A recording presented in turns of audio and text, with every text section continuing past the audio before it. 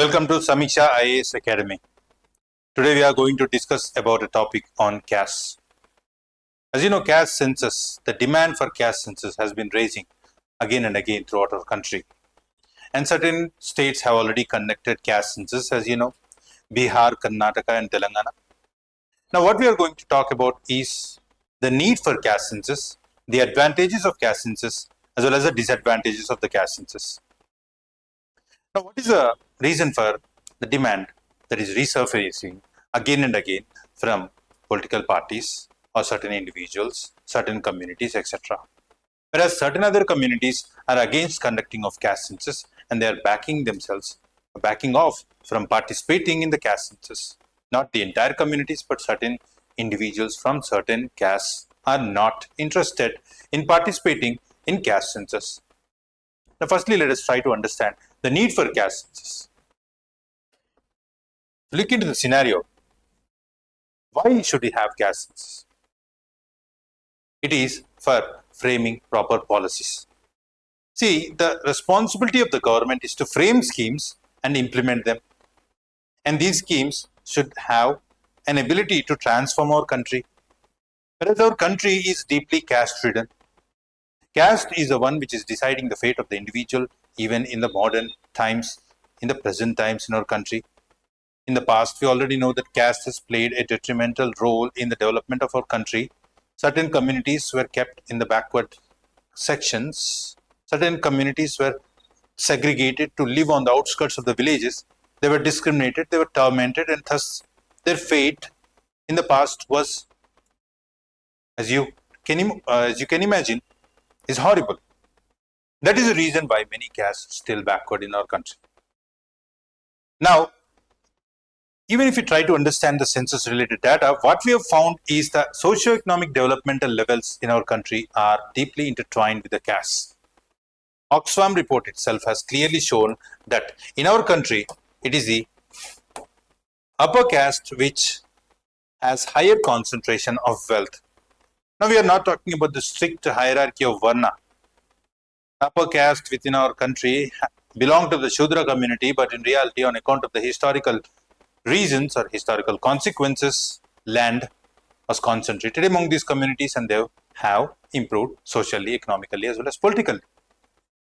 Whereas the lower caste, the Dalits, just one statistic is enough. Greater than 80% of Safai Karmacharis belong to Dalits.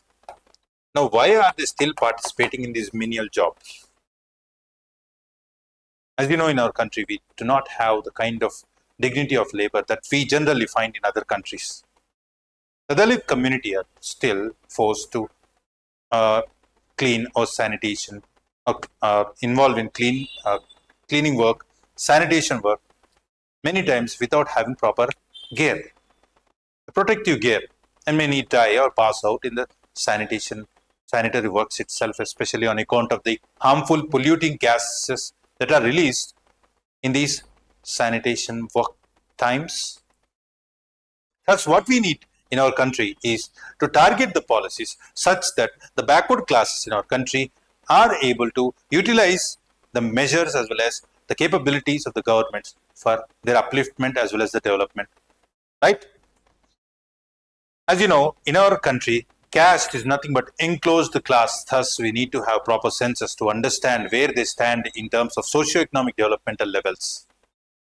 Next up is democratic representation. In our country, it is a politics which is still dependent upon caste. The number of constituencies that a particular caste wishes to participate depends upon the number of the individuals who belong to the particular caste. The proportion of the members with regards to a particular state or particular country like India. At the national level, the number of seats in which they could contest is still dependent upon the proportion of the population. Thus, many castes, on account of not having proper data with regards to the extent of the population that they are concentrated. Like, for example, they argue that they represent close to 20% of the population, but in reality, this might not be the case. Thus, their demand might be over-exaggerated or exaggerated. Thus, we need to have proper data to assess. Now, we are not suggesting that caste census is to be conducted to ensure that all the castes are represented in proportion to their population. The thing is that this is the reality in our country. Especially certain dominant castes have greater say in terms of the politics of the states. But this is the fate of our country. We are supposed to be in a position where caste is no longer a determining factor or the dominant factor in terms of how the political parties are contesting in our elections. The thing is that one more aspect is legally and constitutionally, we have a right to conduct caste census in our country. Right? Article 340 itself, Article 340 of our constitution itself provides, or it says that it is the responsibility of the government to conduct caste census to enumerate in such a manner that the socio-economic developmental levels of these castes could be assessed, and depending upon it, the measures are to be taken. Whether we have to give reservation to these caste communities or not is to be assessed on the basis of the census. Then only we'll be able to know whether a particular caste deserves reservation or it is already developed and thus it no longer requires affirmative action. Then what are the advantages of conducting caste census? Now if you see, it is for better targeting of measures, as we already discussed. It is also for evidence-based policy making that we have already discussed. And the third one, important one, is empowering the marginalized. We have already seen that Dalits are backward in our country. Thus, what we have to do is we have to uplift them. Not only Dalits, many of the backward classes are also backward. And the Bihar census clearly shows that within the backward classes, certain communities are able to take the advantages of reservation because they are already well off, they have substantial resources, and thus they could fund for the education of their sons or daughters, and thus they are able to claim the benefits of the reservation. Whereas the castes which are highly backward, they are not able to claim the benefits of the reservation. Thus it decided to enumerate the backward classes as extremely backward classes and backward classes.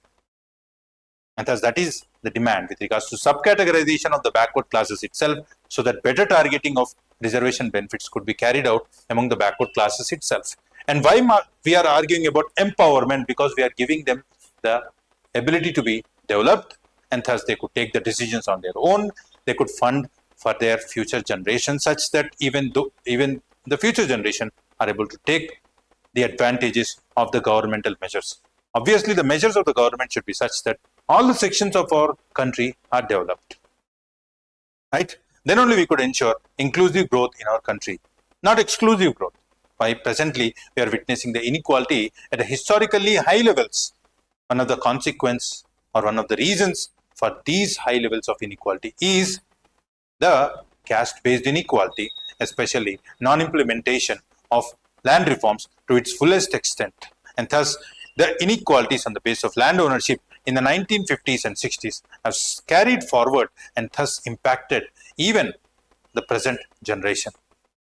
Now, if we give them the economic power, social power, educational levels, health levels, they will become self-sufficient and independent and autonomous, and thus they will have a say in the decision-making processes in our country. Then comes the transparency and democratic legitimacy, as we already discussed, that we need to have transparency such that representation of all the communities can be taken forward in our country. Political voice is important. Then only we'll have the ability to represent the grievances of those communities, and thus decision making is done as per the grievances of the communities. Without political voice, we'll not have the political power to decide how the funds of the states are to be utilized for the developmental purposes of the states. If certain communities are disproportionately represented in the echelons of power, then they will have greater say in terms of how the resources of the country are to be utilized. Then comes the administrative use. We have already seen with regards to the case of Bihar itself, that it is through administration we'll be able to know, or administratively we'll be able to know which communities are backward and whom to be targeted, etc. Like for example, economically backward classes within the backward classes itself. And also, even in the scheduled case, the subcategorization as recently, which was dictated by Supreme Court.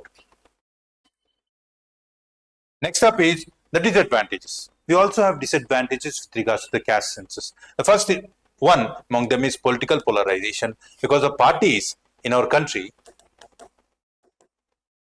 are still clinging on to the caste identities.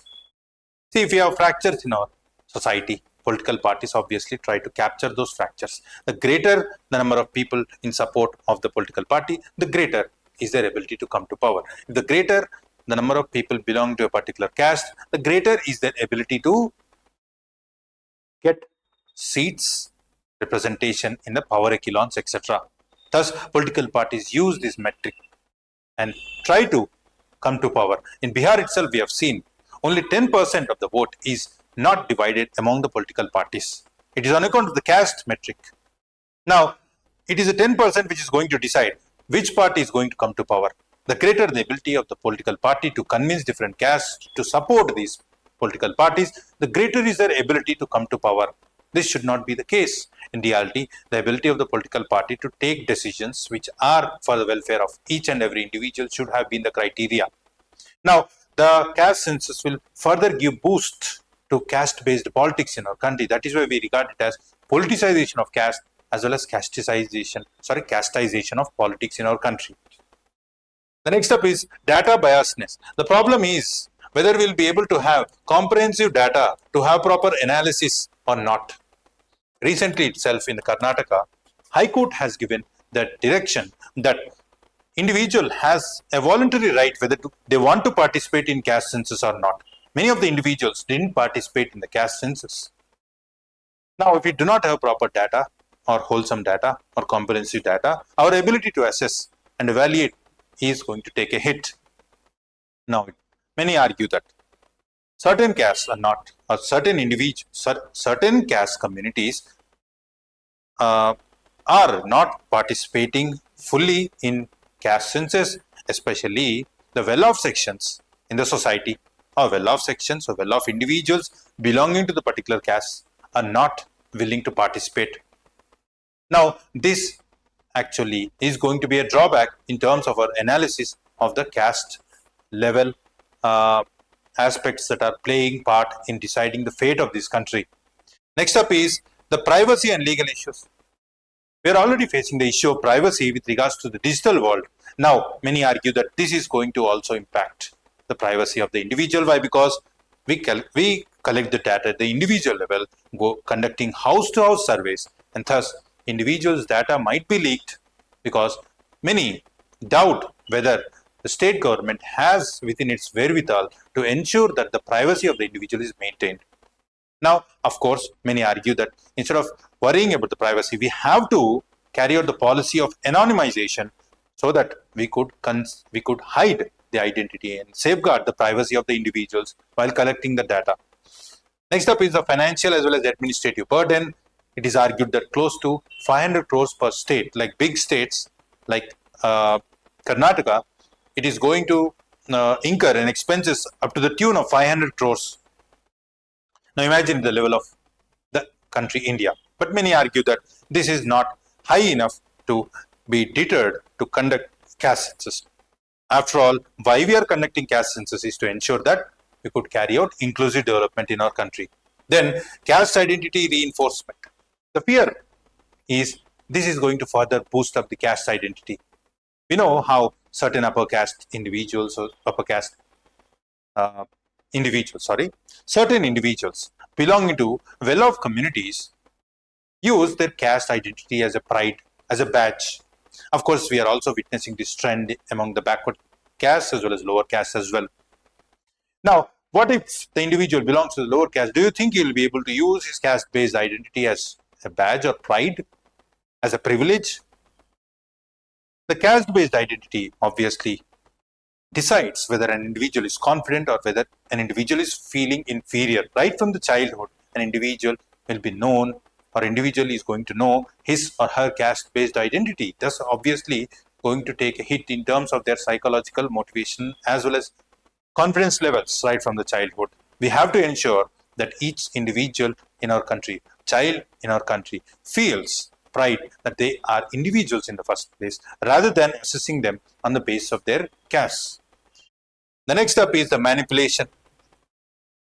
The problem is we have multiple castes in our country. We do not exactly know where each caste fit in terms of the caste in our country, greater than 5,000, greater than 8,000 castes. Some argue that it is greater than 5,000, some argue that it is greater than 8,000. Now, where to fit each caste within the number of castes that we have in our country? In Bihar itself, the enumerators have faced the problem how to tabulate the caste and thus make analysis of the population in terms of the caste in the first place. Now, many argue that they belong to particular caste, many other argue that they belong to other caste, subcaste, etc. and etc. We have sub-castes as well. This is quite a complicated enigma to figure out the caste level equations in our country. Now, taking the advantages and disadvantages, it is up to the policymakers to decide, or the politicians to decide, the necessity to have caste-based census. This completes the class today. Thank you.